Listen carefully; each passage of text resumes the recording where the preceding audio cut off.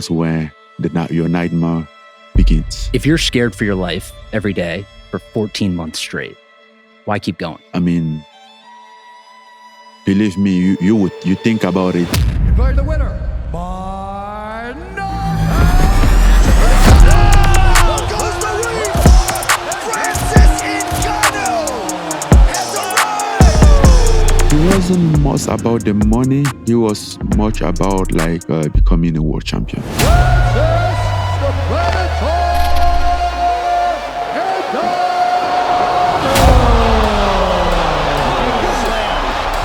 That was amazing. Cameroon is the place that everything started. My biggest struggle was there. This is sort of a loaded question. Do you think the UFC treats its fighters fair? To go there and look at those people, and I could have related to any of them. Your last fight had a torn knee. Some would say you had everything to lose. You're the champion already. You're hurt. Why did you decide to still do it anyways? It's funny because All right, we got a lot to talk about. Fighting, business, UFC, everything. But I want to give people context. Can we start all the way back? Cameroon. Wherever you want. What was it like growing up in Cameroon? Oh, growing up in Cameroon, I was thinking, I used to hate that life. When I think about it, it was such miserable, because when I was 6, my parents get divorced, and my whole world fell out. I was very attached to my family. So from 6 years old, I started to figure out life on my own, living in different family, that I was isolated, isolated at home, at school. Because just the primary school, I went to 6 schools. So you can imagine, sometime 1 year in some schools, sometime half of year, keep moving like that, because people couldn't take care of me as an additional kid of their own kids, So it was tough. But I managed. I think I had my own visual wall in my mind that was the coolest one. I built it I would like it to be with mom and dad home, and everything was cool. You envisioned a house that you wanted. Yeah, I built it. It's not envision. Yeah, I was envisioned. Yeah, I created it in my mind. And he was consistent for years. And for years. So it was where I would escape to go to my own house, where a perfect life would be like. Yeah, I like that. And so this whole time you're still going to school, but you're working on the side and switching schools. Talk me through that. Because I know you, I've heard that you were working a lot when you were younger, right? Which isn't accustomed to people here in the United States, but it seems relatively common where you're from. Yeah, when I was 9 years old when I started to work in the sand quarry, in the sand mine. And that was the first time. I was very young, but that was the only job around, even though it was designed for adult. And what are you doing there? You're shoveling sand, literally shoveling into trucks. But at 9 years old, even though I was bigger than my age, but even a shovel was very big and heavy for me. Lucky I was a little stronger than my age, so it helps my physique, helped me a lot at that moment. It took me 2 years. Then I get to experience, get stronger, get used to. Then at some point I was just a pro, the youngest pro. And the thing is the good thing that was about it, we in Cameroon, we have a tropical climate, so wet season and dry season. And the holidays were at the wet season, which means sometimes it's raining all day long. Yeah. And the adults, because they've been working the entire year. Sometimes they don't want to go work in the under the rain. Basically, like they weren't getting in the wet season since the truck can come in the quarry and carry the sand. So you're not getting paid. You're just stuck the sand, and then maybe after 4 months before you get paid, and they didn't want any of that. That was our opportunity. Like, okay. So you would be working for 4 months at a time. The holidays was like 3 months, basically. Yeah, 3 months. Yes, from maybe June to late June to early September.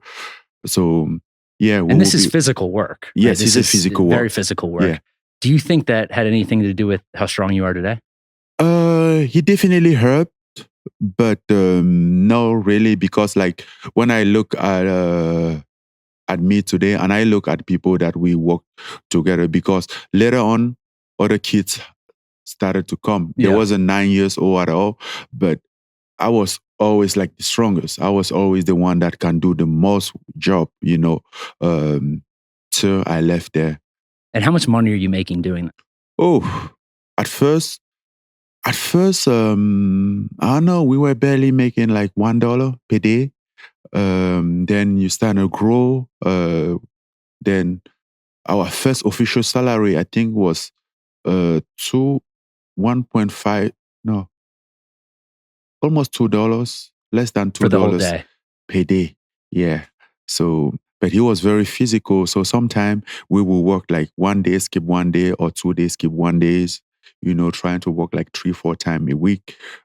Because if you work 5 times a week, it's very hard on your body. You need rest, like real. Because like when you go there, it's gonna be like a straight 8 hours of work. So that wasn't something that was very easy. Even for adults, that was the rhythm that they work. It was daily, day by day.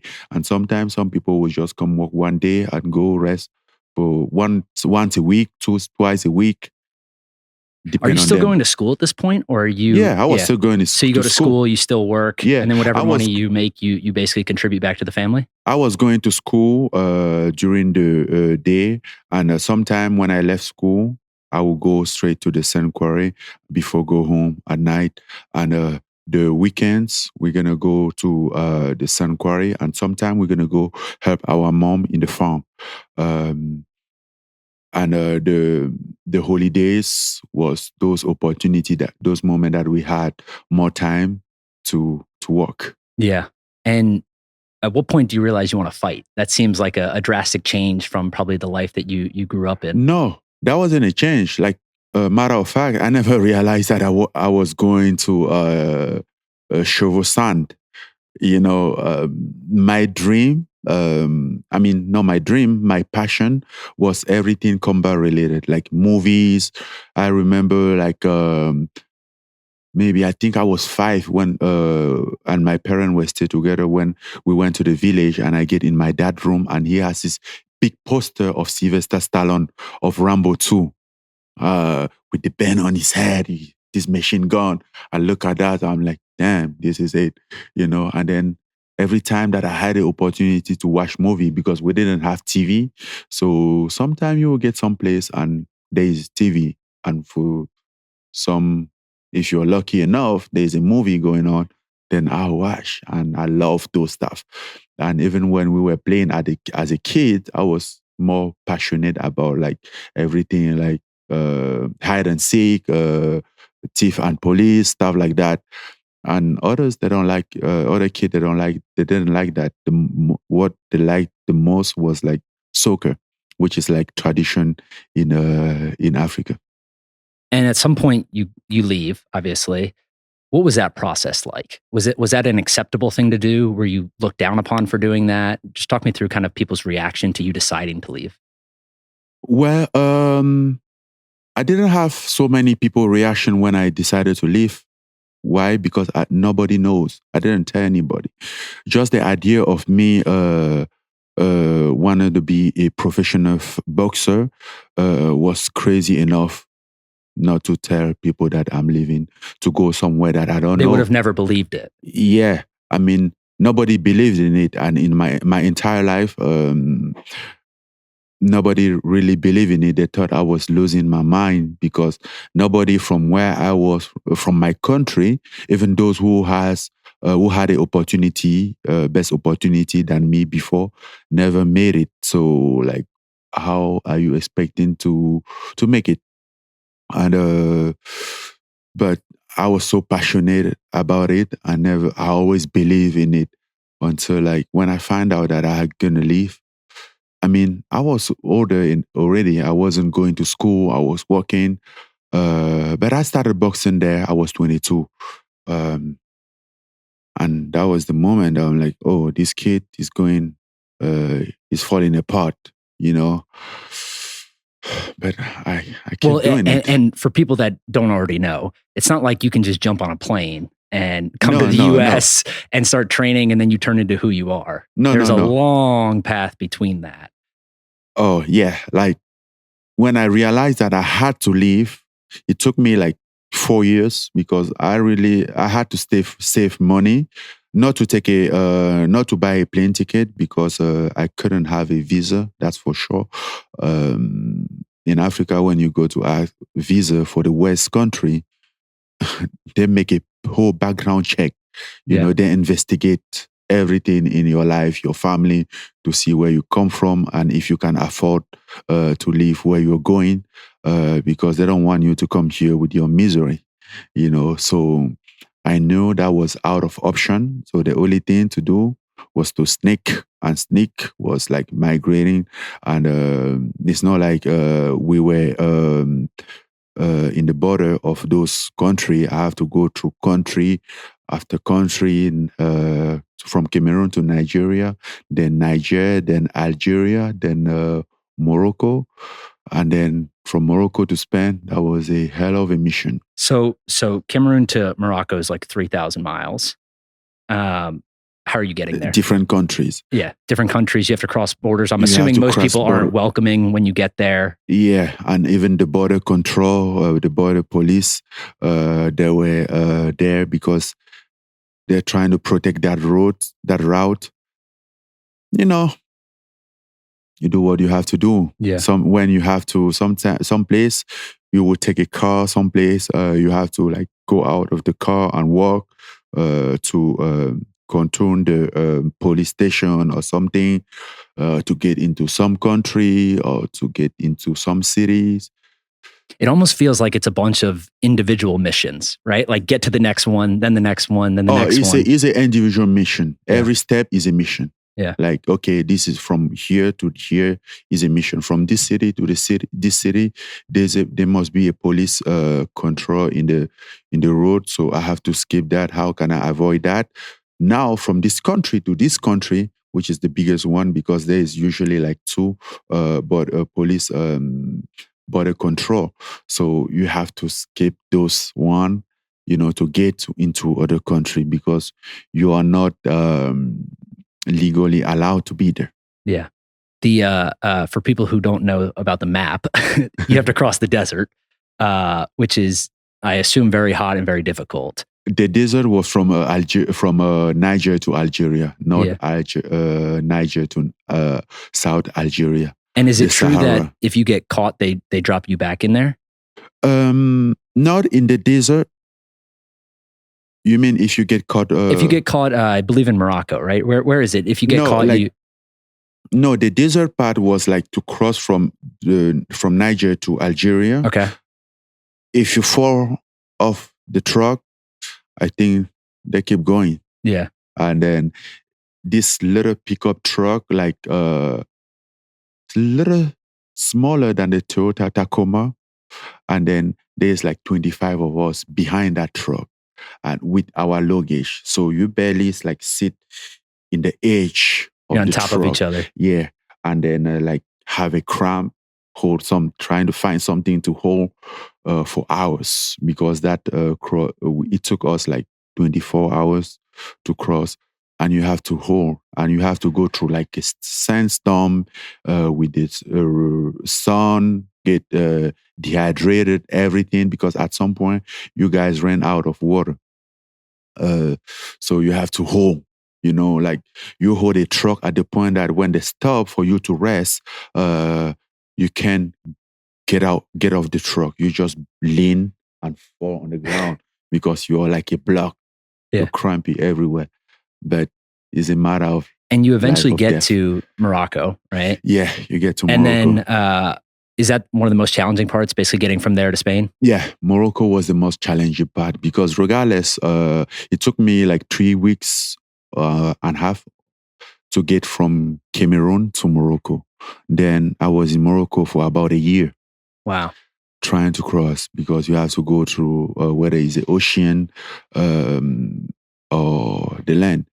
There's in Morocco, there's two territory that belong to Spain. In the west, there's this place called Ceuta, and in the east, northeast, there's Melilla, so which is protected by fences, multiple fences, and by wires and all those stuff. And sometimes you try those, those are very hard, and there's security guard in the Morocco side and in the Spain side. But we worried the most of the security of in the Spain side because they are well equipped and organized. They have all this high tech, the infrared, the motion detector, helicopter, everything, cameras. And are you learning this as you go? Basically just trying things and they don't work, you try again and they don't work? Yeah. Yeah. And it's crazy, like the amount of stuff that you will learn in that process. I get to a point that I was, you get to the point that you have to be able to recognize a undercover cop. Yeah. Because they are looking for you all around every time. You know, everybody that you meet could be a police or a undercover police that is there to like search where you guys are, and when he's never alone, he's always with somebody. So you learn those stuff, how to recognize one, how they are shaved, how they are dressed, what kind of shoes, how they work, and if you have a doubt about it, you're gonna seek his eyes. When you have an eye connection, you will know. They got haircuts like me. You looked at my haircut. Yeah, they have haircut like you. Always have a beer, wear cut, trim. Yeah, you got like a flashback looking at me there for a second. You look at them, and I'm like, yeah, this is it. Like, this guy is suspect. Yeah. You know, like, then you look at his eye, or you look around because he's never alone. Never. Yeah. You know. So how do you eventually cross? How do you get from Morocco to Spain? In the inflatable boat. Inflatable boat. Inflatable boat. Okay. So I attempted that like 6 times. I failed 6 times, and I made it on the 7th time because my option was the ocean. The barbed wire, the fences, you know, that was very brutal. And when you get caught there, basically when you are a big guy, because they consider that the biggest guy is the oldest and is the leader. And most of the time, the leader, they're taking out on you, and sometimes they never go back. The leader never go back. A lot of people never go back. If you saw a video that I posted like 4-5 months ago, that exactly what's happened there. Was that in the forest? What was that? Yeah. That was in the forest. Yeah. So describe that for people who didn't see it. In Morocco. So they make a massive attempt, multiple migrants, and then some people cross and get in, some people didn't, and then some people get caught by the police because like sometime to attempt that you're gonna hide maybe for days, you know, because there is a infrared motion detector. You're gonna sneak like and go stay to some place like for days. So you're basically exhausted when you strike. And then some people will get caught because of the barbed wire that caught them, and they just get tired. And the police, the military from Morocco and from Spain, in the Spain side, they are more like strong, physical, well organized. They call them the Guardia Civil. the Guardia Civil, they are very redoutable. They know what they're doing. Oh, they know what they are doing. Yeah. And they have all this, their headquarters, like you see all the technology, the surveillance equipment. I'm like, how come can we make it from here? You know, but for somehow some people still make it. So yeah, when they get caught at that moment, that's when your nightmare begins. Yeah. You know, they're gonna beat you up, and sometimes most of them will never go back. Yeah. And I assume at some point you're pretty scared, I imagine. Oh, right? you are scared. Yeah. Yeah. Did you fear for your life? Oh yeah. Yeah. You see people the whole time.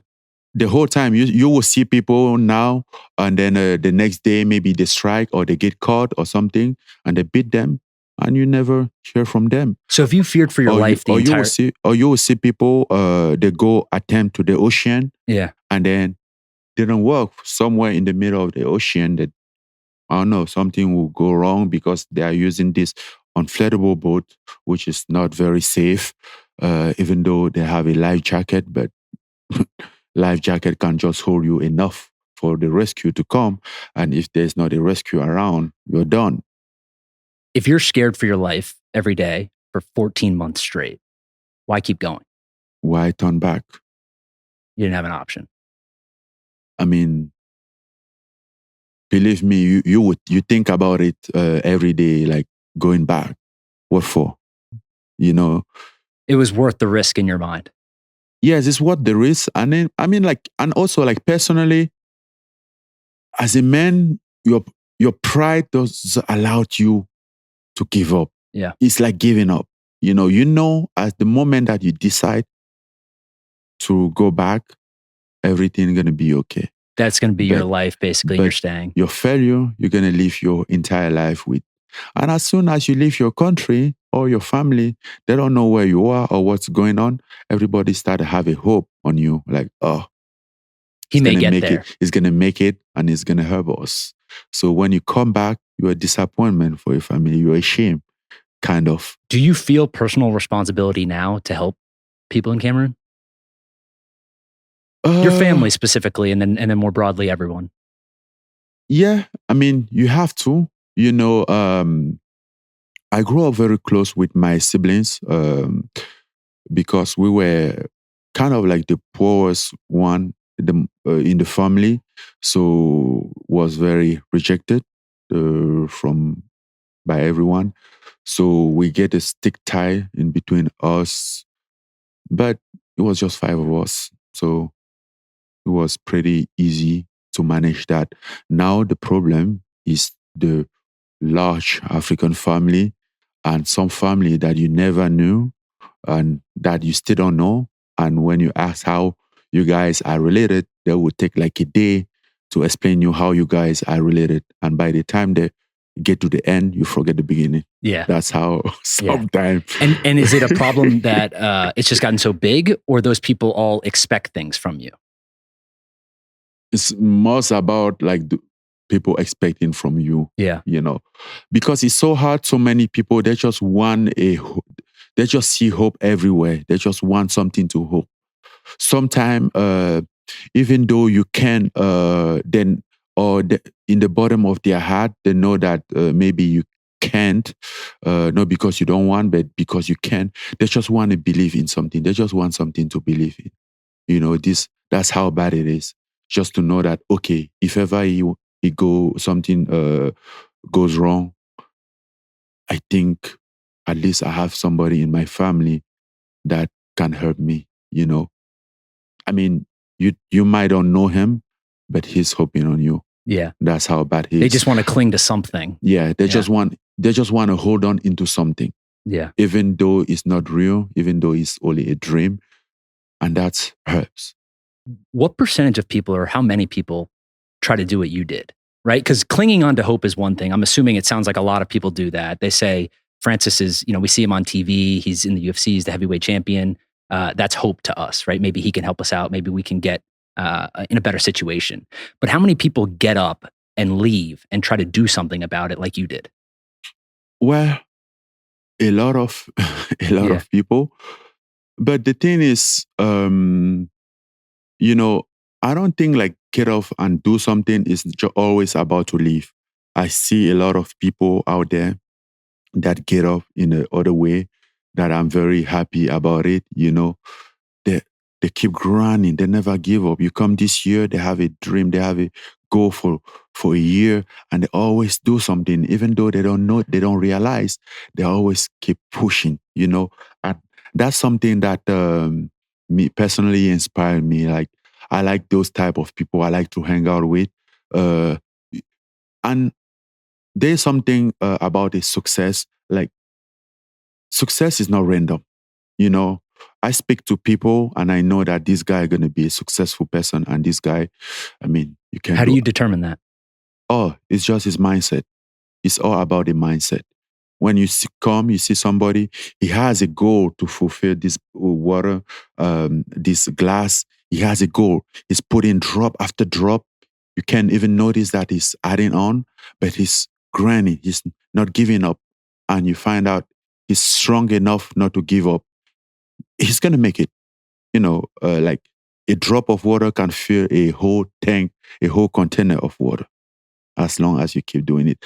And then you find some people that I'm like, whatever, what can I do? You can't even help those people. I mean, and if you ask those people, like, or ask yourself, like, how can I help you? They can't tell you because they don't even have a project. They don't have something going on that they want. You can help them to achieve it. They just sit there. If you They probably just want money, right? If you have money, you give them. But the problem is not even to give them money. Is that you're going to give them today, tomorrow, the day after, continuously. But there's some people that you know that, oh, if I help this guy, maybe in a year or two, he will be the one helping somebody. Those guys were more excited about helping him because he's like an investment. You're helping him to take out of some burden off your shoulder. Because when he helps somebody, that person doesn't come to you. That some people will stop to him for a help, you know, instead of like everybody come through you. So kind of like help some people so they can rise up and help others as well. So you don't have the responsibility of everybody. So we're skipping around a bit, but you eventually make it to Spain, then France, Paris. You start training. You get convinced to do MMA instead of boxing, which I think you originally wanted to do. Yeah. And I wasn't even going to France. I was going to Germany because I wanted to go to England. But, from Europe to go to England, you have to cross another border, you know. At this point, you're like, I'm good. I'm done. Yeah. You know, basically because I knew that like my final destination is America, is the US. And you can get there from Paris. So as long as you're in a spot so I'm like, okay, if I go there, I don't know how long it's going to take me to get in the UK. Maybe 1 week, maybe a month, maybe a year or years. So why would I spend that time? The only thing that I want is the opportunity to build it, to go somewhere. So then I decided to go to Germany because at that time the Klitschko brother was in the top in the heavyweight boxing. So I assumed that Germany would be a good place for me for boxing. For some reason, I stopped in Paris. Then I meet people, and then. Did you know what MMA was at the time? No, I didn't know. Strictly boxing, and strictly boxing. Yeah. And what made you say, okay, that I'll try it? Actually, what made me really say okay was the UFC contract. Because even though I was doing it, I was never like, okay. I'm like, okay, since I'm doing it, why not? I first went to the gym, to a gym named Kajin. Then I met a guy named Didier Cameroon. I think that was the guy that in some way made me do MMA. Because he was like very supportive and like, yeah, you're good in boxing. You have a very good boxing. I think you have a good potential to do MMA. And that was the first time I heard about MMA. I'm like, what is MMA? Then he started to explain to me. I'm like, bro, I don't know about that. You got a kick. I'm just trying to throw hands. And that was June 2013. Wow. It's a long time ago. Yeah, that was June 2013. How much was your first UFC contract for? Like, was there a minimum? Did you get paid off of it? Did you just basically get a fight and then? No, it was a minimum. Yeah. 10 plus 10. Yeah. Yeah. Yeah. And that was enough basically to convince you, I'm in. He wasn't much about the money. He was much about like becoming a world champion. Yeah. Because when I received that contract, obviously the money was it was good, but I was dreaming very big. Then I realized that, okay, what is my goal? To become a world champion. So if I become a world champion here, I'm still a world champion. That was what I was set about, because like for me, becoming a world champion was a personal achievement. It was my own way to prove those people, those kids that was always look at me like I was below them because I didn't have book at school or pen, or didn't have a scholar fee paid, so they would kick me out of the class. And yeah, I was always in that embarrassing situation. So until I decided to do something that is outstanding and that every one of them will notice and realize that I'm not beneath them. I'm not just as lucky as them to have a parent that can provide them everything that they need. So one of the things that I think is exceptional about you, after everything we just talked about, is that you seem to be more driven by the after effects, the results of things, rather than the money along the way or the other things, right? Or necessarily the achievements. And what I mean by that, right, is let's take the UFC, for example. Your last fight had a torn knee, still fought when it was the last fight of your contract, right? And you were supposed to get a new deal. Some would say you had everything to lose. You're the champion already. You're hurt. You go in there. You could lose the belt and lose your leverage in the situation. That'd be like a business mind thinking of it. Why did you decide to still do it anyways? Well, I could have lost the belt. But personally, I don't think what defined me as a champion is not the belt. The belt is just some, I don't know, material mirror that you can go in the store and buy your own. You know, everybody can have that belt. You can decide to go, but it has the same value. I think it's what that belt stands for. What is behind. I think it's just a proof of an achievement, personal achievement. I'm not a champion because I have a belt. And with or without the belt, I'm a champion. And nobody can take that out of me. Some people might think thought I had something to lose, but personally, I think I didn't have anything to lose. Matter of fact, I think I had everything to gain. You know, I hold my position. I stand for what I believe. And that's all what it's about. If that was, I knew that I could have lost a fight. Things could have gone south, but I will be in peace with myself because I stand by what I believe. And at the end of the day, I will be in peace with that. So that's basically the reason why I go into that fight. Because even when I took that fight, my team, nobody understand why. I'm like, you can just sit and wait a year and you're out of your contract. Then I'm like, no, people won't know what is in my mind, why I'm sitting. And also the narrative out there is manipulated. I need to put everything back in order. I need to get on the stand and speak. So that's the reason I took that fight, to clarify things, because then I'm like, oh, he doesn't want to fight this, and started change narrative against me. I'm like, no. Could you feel like, how'd you feel during the fight? During the fight? Yeah. I was very... Like, could you put weight on it and it was okay, or it was just a lot of pain? You mean about my knee? Yeah, your knee. No, I couldn't put weight on it. And then I was very slow, and he was also in my mind. Yeah. You know, I mean, I saw the doctor on Tuesday, and I'm like... The Tuesday before the fight. The Tuesday and before they said, the fight. don't fight. I was going to check in for the fight week. I'm like, don't fight. This knee can be irreversible. I recommend you to pull out this fight. I'm like, this your last opinion? Like, what can I do? A brace, this, that. I'm like, no, I don't. Then, I get to the point that, as I said, I have nothing to lose. This is sort of a loaded question. Do you think the UFC treats its fighters fair? You mean all the fighters or in general? Yes, in general.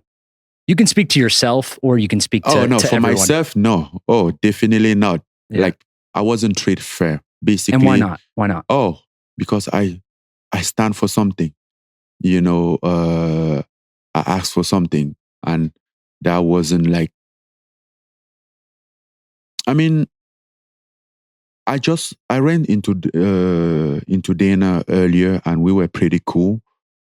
But my relationship with Dana was very good at the beginning until I think I mentioned something about a fight or a contract, and not on purpose. I didn't even know what I was talking about. I think I said something like, "Oh, we can negotiate after every fight." I think that was. And he doesn't want and people talking about contracts or whatever in the public. Is that what the mistake is? That wasn't even in the public. Yeah, it was just in the room, two of us. But I didn't know how big was the mistake to say you can negotiate. I mean, when you think about it, it's a business that is built on like holding, controlling people, and you say you can negotiate after every fight. So no, I think that's when everything went south. And for people who don't know, how does it work today? You basically sign like a few fight deal, and then you renegotiate after that. Because right, for you basically you were the champion pretty quickly, and you were underpaid relative to what that position should be paid. Is that correct? Because the contract that I have was a contract that I signed almost 5 years ago. Yep. Usually nobody stays in the contract 5 years. After 1 year, it's just to hold you, to have a control. After year and a half or 2 years, they'll come to renegotiate and add more money and double. But they know by the time they come to double, your value is like 5 times what it is. It's always undercutting each time. Yeah. So they always have a step on you. And you can't say no, because if you say no, you still have years in that contract and you're probably running out of money. They know what they're doing is their business, and then you will sign. And when you sign, you kick off from the beginning again. So every time you're going to find yourself tied in the contract for 3 years, 4 years. So if they come and say, okay, we're giving you a new deal, we like you, we're going to do this for you, take this contract next. And I'm like, damn, I was going to fight for 100,000. This is 200,000. How cool is that? Wow. And you just sign because most people are excited about it. Yeah, most people are excited about it. Then, but the thing is, by the time they're paying you 2,000, your value is be like 500,000. Yeah. So. And do you think that they'll ever develop a union? Right. So if you think about American sports, most of them have players' unions, so that the fighters would have a union. Yeah. And like the NFL, the NBA, they split everything 50-50. With the UFC, that is rumored to be about 16%, or call it under 20%. Yeah. So there's still a long way to go. But I would caveat that with it's very difficult to form a union when there's not one already, because people are fighting for their lives, right? They're fighting to make rent. They're fighting to support their family. They can't miss a fight. They need to pay trainers. They need to pay other people. Do you think that will ever happen? It's very hard, because what happened 10 years ago, people trying to make a union, and today there's a huge difference. The UFC is getting more power and the fighter is getting less power.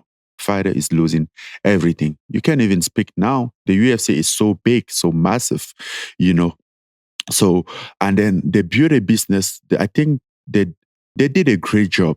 They look on other sport, realize what was the union stuff, like how the union was built in other sport. They make sure to avoid that type of business, so they control it. Yeah, if you're in their seat, you're very happy. Yeah. If you're in your seat or another fighter's seat, you're probably not as happy. Yeah. So like, there must be like, there's about 700 fighters in the UFC roster today. But that 7 fighter is treated, is individual case. Individual. So it's one by one. Every time, it's like you against the entire UFC. It's never you guys against the UFC. So how come you're gonna? Yeah, you would essentially have to convince all the fighters to stop fighting. Then how are you gonna convince that? Exactly. Some of them, between 2 fights, they will run out of money. They will borrow money, so they have a pressure. They need money, and then maybe they have to pay their house. They have their family to take care of, and they will train for 3 months. Maybe they are going to fight for 15, 10, 20,000, and that's all what they get. And you will tell them like, "Oh, you're doing union. What the hell is that?" Yeah. Union Who's going to pay my bills in the Union meantime? won't save his family or his house or pay his rent or his mortgage or anything, and you can't blame him. That's the reality. And everybody will do the same. And that's the good thing. Like, that's something that the UFC do the best. They control you. And when you're stubborn, when they think that you have something in your mind, they freeze you to make you run out of money. They know how much you're making. They can imagine how much is you're spending. So they know. Like in the past 3 years, I was refusing to resign a contract. Then what's happened? I get freeze. I get like between about 10 to 12 months between each fight in the past before I fought Stipe. Why? Because I was refusing contract. So now I'm like, okay, let's see, let's wait. They know that you're going to run out of money. At that point, I needed like 2 or 3 fights per year. To afford basically the training, everything. To subsidize the lifestyle, everything. My lifestyle. Yeah. Yeah. But they know that. They make sure you don't have that fight. What can you do? In your contract said you have to fight. When they tell you to fight, you have to fight. But your contract doesn't obligate them to give you a fight. They can sit you down for 2 years. You can't say anything. Until you go to them asking for fights. Begging. Yeah, begging. Technically. So, like, unless they want to make you fight, you won't fight. So that's why, and that's some reason, something that caught my attention. Then I'm like, okay, what is this what is this contract good for? Like, how this contract protect me on what? Nothing. I have nothing in that contract. Like when you sign that contract, it's just to give your ownership to the UFC, but technically, it's not protecting you from nothing. When you anything. Sign that first deal, they can decide to cut you whenever they want. Yeah. They can give you a fight, yes or not, and they don't have to answer to anybody. They do whatever they want. So why am I signing contract? Why not am I signing multiple fight contract? I have no protection in that contract unless you can guarantee me something in that contract. Then there's not a reason to do a contract. Matter of fact, you say I'm an independent contractor. Let me fight every time. I can fight for you and go fight somewhere else. Why am I having an exclusive contract with you with no benefit, with this, with that? Why I'm supposedly an independent contractor? I think that's actually the biggest point. I agree with that a lot. I think that if you're labeled as an independent contractor and you're not given the benefits that a normal employee would be, or someone of your nature, maybe some would say it makes sense to give you the ability to do things outside of the UFC. Yeah. Yeah. I mean, you should. And what does Dana White say when you say that? What does the UFC or Dana White say when you tell them that you should be able to do things outside of the UFC? Well, I didn't tell them that at that point. What I was asking was just to fight, And it's funny because after I fought, everything started when I fought Junior Dos Santos. Okay. That was late June, in June 2019. And then this contract conversation started to come up. And then I'm like, no, I still have a fight in my contract. And at that time, I still have 3 fights left So I fought like 5 fights in 18 months. So I still have 3 fights left out of 8. Then I find myself from like June 2020 to like June 2019 that I had a fight on March 2020, but the COVID hit, so then we postponed the fight for. But this is the part where they're expanding it, right? Because you're basically trying to fight as quickly as possible to get those 8 fights out of the way and then get a new contract. But they know that you only have 3 left, and I wasn't excited. And the mistake that I did is that I said at some point I was frustrated. I'm like, I just want to fight. I want to deliver my 3 fight. Yeah, and that didn't sound good for them. Like, so you was going to be free. No, but so I get to the point that after the Rosenstruck fight, I have 1 fight left, but the contract said it's 14 months. So I'm like, okay, if they have to give me a fight at this point, because like after 5 months post Rosenstruck, I'm almost 5 months away from being free, from being out of that contract. So they have to give me a fight. Yeah. And if not, I'll be free in May. And that's why I assume they're going to give you a fight before then. Yeah. So at that moment, I wasn't worried anymore. I wasn't even asking for a fight. I knew they're going to give me a fight. And I knew they're going to give me a title fight. A big fight. A title fight, because if you win a title fight, a championship clause kickoff. Yeah. And explain what that is for people. Oh, the championship clause, I think, is like a clause in the contract that says by the end of your contract, if you're a champion, he automatically extend your contract for 3 fights or 1 year. Yeah. So it's another little trick. It's another little trick. So, and with all the extension clause, they can extend your contract until like 5 years, no matter what. I mean, we are just even lucky in that they can go past 5 years. Otherwise, he will be like in perpetuity. Who are you going to fight next? Who do I going to fight next? I don't know. Where do I going to fight next? Who do I going to fight next? I don't know. Maybe John Jones, if we get things sorted out, because this contract situation hasn't been sorted. So, what has to get sorted? Like more money or different terms, or? I think it's also about the term. For somehow after all this, I think we get to the point that I think UFC should consider like having a fighter, not a union, but having a fighter advocate, somebody that will be in the board meeting and speak for fighter, defend a fighter, remind them, call them out on their decision, some decision that can hurt fighters, because there is a lot of things that is wrong.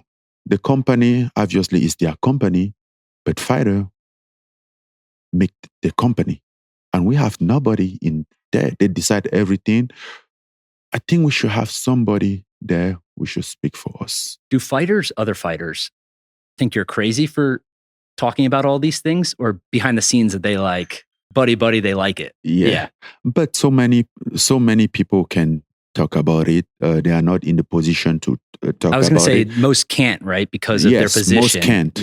Most can, but they all... And some choose not to, even though they could. Well, and once again, it's very hard to be judging in this situation, because everybody has his hand tied. So many people doesn't have an option. Like, as for myself, I have, for example, I have a boxing option. Not many people in the USA roster have that option. So that might not be the great thing that they have, but at least it's the best, or what they think is best for them.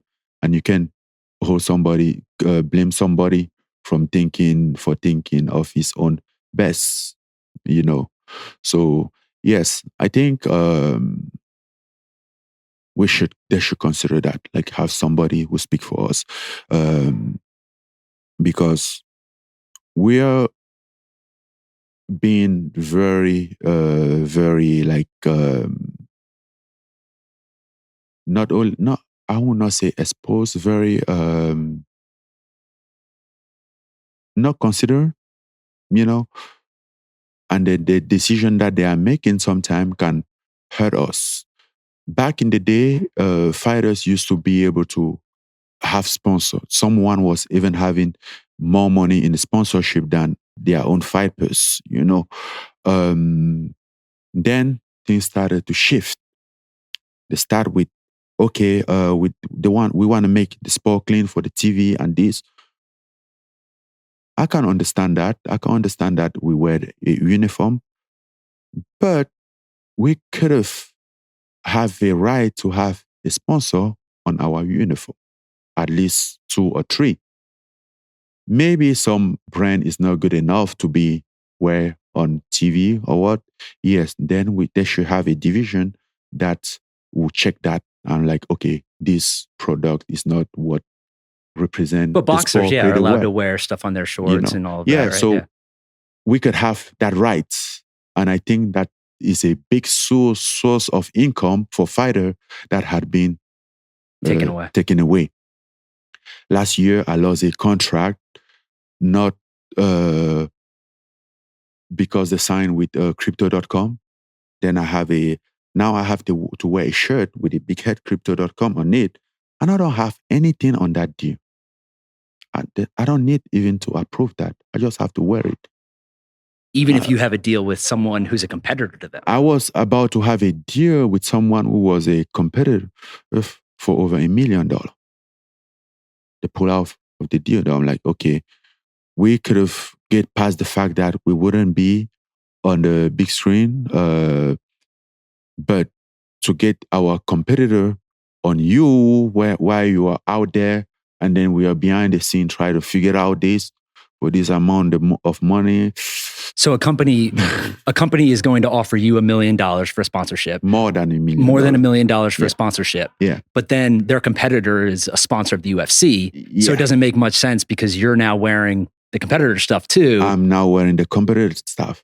Then I realized that should be my business, I should be like, okay, I have this sponsor, and they will be like, yes, it's good for the brand, or maybe it's not good for this reason. Yes, we can understand that for the sport, but I should be able to have my own sponsor on my shirt. And that's something that I think is being taken out of fighter. So we don't have a sponsor anymore. Our salary is staying the same, not improving. The company is getting big. We are getting to inflation because 5 years ago when I moved in Vegas, like the rent went up a little bit. A little bit, a lot. Yeah, a lot. The price of everything went up, and you still basically like have the same contra model. No, it doesn't work. I think we should consider that, and the company is doing well, and they're proud of it, which is good. They're doing a good job, but we are also part of it. You guys should at least consider that. We have a haircut. I have a call from a debt collector the other day, last week, actually, about the medical bills that someone wasn't paid because my insurance kicked off on the 22nd of January 2021. Before that, my insurance couldn't cover anything. Why? Because it wasn't a fight. I'm like, I was in the training camp for this fight. I was even in the fight week. It wasn't even like in the training camp. I was in the fight week when I saw the doctor, but my insurance couldn't cover that. It wasn't a big amount of money, but those kind of stuff, you embarrass me. Then I'm like, I would argue that, right, that you're one of the biggest stars in combat sports, right? That's just a fact. You have millions of people who follow you, do all these things. You're an asset to the company. You shouldn't have to be worrying about medical bills, debt collectors, borrowing money to live and do all these different things, right? It's not the first time that I have those type of stuff. And I have had it before, And sometime they would just explain to me like you were in the training camp and then you didn't claim that after the fight. I'm like, I should have a health insurance, not need to claim stuff after fight to be taken care of. Like I go there now in the gym. I don't know, get hurt training. I'm not covered. I have to subscribe insurance on my own. Personal insurance. Which because you're an independent contractor. Because I'm an independent contractor. But you can't fight anywhere else. Which is in the exclusive contract. You know, personally, it's not a big deal for me. But those fighters will still like fight with the minimum contract, 12. I think it's 12 plus 12, and they fight like twice a year. Have to pay everybody out of that. Coaches, you don't make any money. Yeah, even $1,000 bills for them is a lot. It's a ton of money, you know. Yep. And then today I kind of like see things. I walk around the gym and observe a lot.